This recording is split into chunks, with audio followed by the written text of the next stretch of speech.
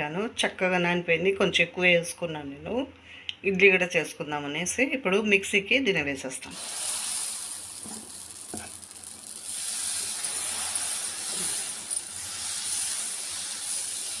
మీరు కూడా ఇలా పప్పులు వేసుకొని అప్పుడప్పుడు ట్రై చేయండి, చాలా బాగుంటుంది. మీకు కావాలంటే నెయ్యి కూడా కొద్దిగా గీ కూడా వేసుకుందాము.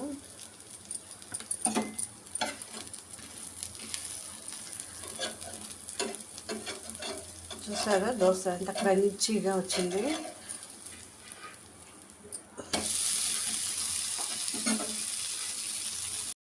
దోశకి కారం పల్లీల చట్నీ చేసాము కదా.